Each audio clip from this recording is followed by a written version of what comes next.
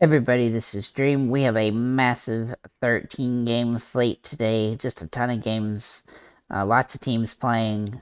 So for DraftKings and Fanduel, both slates are the same. We both have all these teams playing. We have a massive injury list as a result. We have one team that I'm not even sure how they're gonna. If a couple of the guys are out, I don't even know how they're gonna roster an entire team. I mean, the Miami Heat. They have, I think, 8 players either out or questionable at this point. 4, 6, 7, 8. Oh, 9 actually. So, yeah, that's a lot. But anyway, let's get into the injury report and see what we got today. There's a lot of injuries to wait on and get information about as the day progresses, so do keep that in mind. Let's go and get into the injury report though. So for the 76ers, we have Harden and Maxey out. For the Cavaliers, Allen and Love are out. For the Magic, Carter Jr., Suggs, and Okeke are out, and Bamba is questionable. For the Miami Heat, this is where it's going to get crazy. Hero, Martin, Vincent, Dedmon, Robinson, Highsmith, and Jovic are all questionable. Struss is probable. Butler and Oladipo are out. For the Celtics, Brown is questionable. For the Wizards, Hakamura is out. For the Nets, Simmons is out. For the Raptors, Achua and Porter are out. For the Pelicans, McCollum, Nance, and Marshall are all questionable. Ingram is out. Obviously, if McCollum is out, that will give us a lot of ability. For the Grizzlies, Bane is out and Brooks is questionable. For the T-Wolves, Towns is out and McDaniels is questionable. For the Spurs, Josh Richardson's questionable. Podol is out and Socken is out. For the Thunder, Shea Alexander is questionable and Muscala is out. For the Nuggets, Highland is questionable and Porter Jr. is out. For the Clippers, Paul George and Kawhi Jr. and Kennard are all out. For the Jazz, Conley is out. For the Bulls, Caruso, Dosunmu, and Dragic are all probable. For the Suns, Chris Paul is out and Cam Johnson's out. For the Pacers, Duarte is out. For the Blazers, Lillard is out and Keon Johnson and Little are questionable. And for the Lakers, LeBron and Davis are both probable. They're basically probable every day, so we'll have to, wait till close to time. There's a lot of injuries on the slate. There's a lot of stuff that's going to make or break the slate. Obviously, I got 4 core plays here in my lineup, but these are very subject to change with all the injuries and possibilities today. So first of all, we have D'Angelo Russell here from Minnesota. He should get some upside with Towns being out. He plays most minutes already, but he should have more opportunity to shoot the ball and stuff like that. So I do think he's in a good spot here, and he's been playing pretty well at the price point he's at as well. Then we'll look at Evan Mobley, who should have all the opportunity in this game with the other 2 bigs out for Cleveland. However, he does have a tough matchup against Embiid, but he's been playing well regardless of its matchups, so I think he's probably in a pretty good spot here. And at his price point, is just a little bit too cheap for what his potential is in this matchup. Then we'll look at Rudy Gobert from Minnesota. Now, he's risky because he has been very inconsistent this season, but without Towns, he's got to have more minutes and more upside, right? I mean, it seems like he's going to have one of his more traditional 15 to 20 point games along with 15 rebounds where he can score 45 plus fantasy points, and I definitely expect him. He's probably my favorite player on the slate. Then we'll look at Zach Collins here for the Spurs. He's just way too cheap for a guy that's probably going to start. He's actually been pretty good coming off the bench playing 20 or so minutes a game. Now he's going to have an opportunity to start, it looks like. Obviously, we want to make sure he does end up starting. But with that Podol out, he should have plenty of opportunity in this matchup. So we'll have to wait and see about his starting potential. But if that's the case, then he's definitely in play. So for other guards that I like, we've got to take a look at Seth Curry. He's very inconsistent as a player. He's very scoring dependent. But his minutes has been good, and he's been playing pretty well with a couple exceptions. He's had 2 bad games the last, I think, 9. Then we'll look at Drew Holiday, who has price come down some, which gives him some viability here. And he's got pretty good upside in this matchup against the Knicks, who tend to play pretty fast. He's a pretty decent player on the slate. Then Colin Sexton for the Jazz. He looks like he's in an interesting spot, especially as a starter. He's been playing pretty well. And I look for him to have a good game here. Then we're going to look at Jamal Murray, who for Denver, who's been playing extremely well when he starts. Is a really good matchup for him. He's been playing really good the last 5 or 6 games, and I expect that to continue here. He's only had one off game, really, and as long as his minutes are there, he's good to go. And then I have a trio of Young, Halliburton, and Shea Alexander. Now, all three of them are similarly priced range. Let's see if I can get them all right here. So we got SGA, Young, and Halliburton. Pretty close price range, within $1,000 of each other. They're all in nice plus matchups. Now, SGA is obviously questionable, but all three of them are valuable on the slate. And so if you're looking to pay up for guys and you need to, because you're gonna go with some of the riskier, like sub 4,000 guys, then you can definitely use these three to potentially clamp up your lineup. Though I don't think any of them are must plays because their price points have all come up quite a bit, but I think they're still viable on the slate. Then we'll look at Jeremy Grant here for the Portland.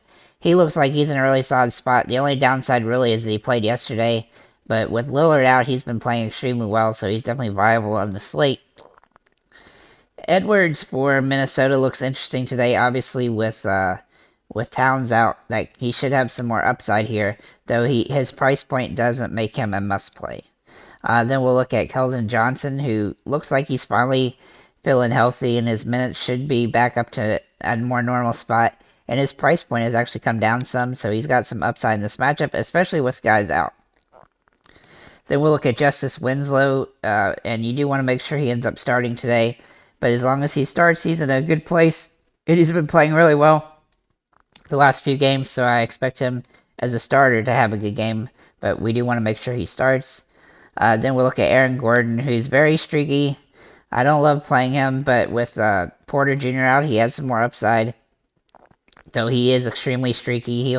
I kind of look at him as a player in this slate where he probably won't have a 5x game, but he'll either have like a 3x game or a 6x game. So obviously, if he can have a 6x game, that pays off really well for us at his price point. But yeah, we still have to make sure, you still have to be careful with him because he can be so streaky and have games where he just completely disappears. From the center position, we do have Collins, who I already mentioned, and then we have Nick Claxton for Brooklyn, who's been playing really solid lately. He's one of the few guys that seems pretty consistent on the Nets.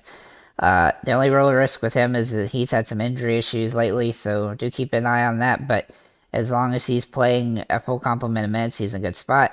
Joseph Nurkic has been really good with Lillard out, and so I expect that to continue today. Obviously, they're in a back-to-back, but his price point's still a little bit too cheap for what he's capable of with Lillard out. He's been pretty close to a double-double every game lately, and he's even getting a bunch of assists too, and he's getting blocks, which is always nice as well. Then we'll look at Rudy Gobert, who I already mentioned, and then, Kelly Olynyk. He's the last guy I'm going to mention here on DraftKings. He's been playing pretty well lately. His price point really hasn't come up as much as I expected it to. He's a little bit inconsistent, and so are the Jazz, but I still think they're in a good spot here. The Clippers are without a bunch of guys, so, big starters at least, so I do like him on the slate. So that's what I have here on DraftKings. Now, there are a lot of teams like the Clippers who have guys that are in weird positions, but their price points are unappealing with all the injuries. And then, of course, we have, the Spurs, where half their team's basically out against Oklahoma City, which is a nice upside game, but a lot of the guys seem overpriced. And then we've got, obviously, the situation in Miami where basically everybody's questionable or out. So we'll have to get more information about those teams as we get closer to the slate in order to figure out if any of those guys are going to be viable. So with that said, let's get into the FanDuel aspect of this. First of all, we've got a couple guys I wanted to mention off the top of the year is D'Angelo Russell, Evan Mobley, and Joseph Nurkic.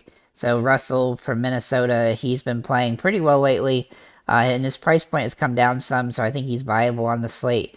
Evan Mobley he's in a really good spot here, except for the fact he's going up against Embiid, but he's going to have plenty of minutes as long as he stays out of foul trouble with all the guys out for Cleveland. And then Nurkic has just played extremely well with Lillard out, and so he's definitely viable on the slate.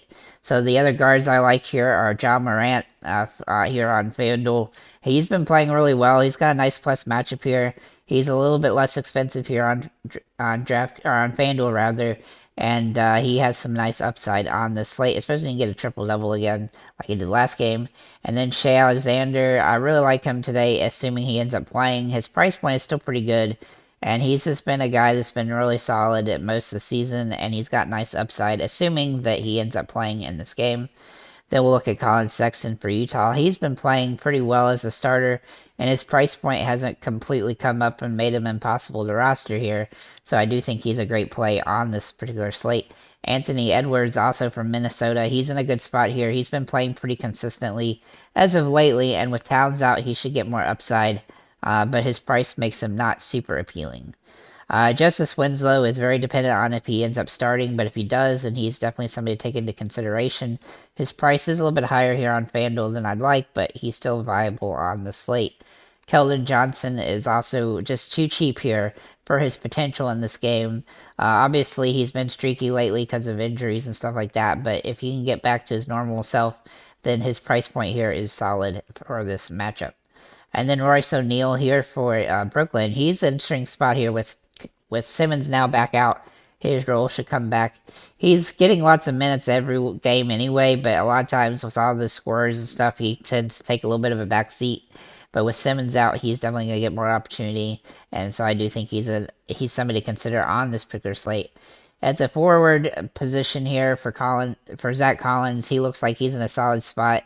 Assuming he ends up starting, he'll be a viable play on the slate. Then we'll look at Kelly Olynyk, who seems a little too cheap for his potential. He's been playing pretty solid lately, and so he's definitely somebody that's viable on the slate against Clippers. Miles Turner looks streaky, but decent play on the slate. He's had some really bad games, but he's also had some really good games, and so if we can catch him on the good games, then that's what we like. Obviously, I already talked about Evan Mobley. So at center, I have Nick Claxton for Brooklyn. He's been playing extremely well the last 5 or 6 games, and so I look for him to continue that here. Then we'll look at Clint Capella.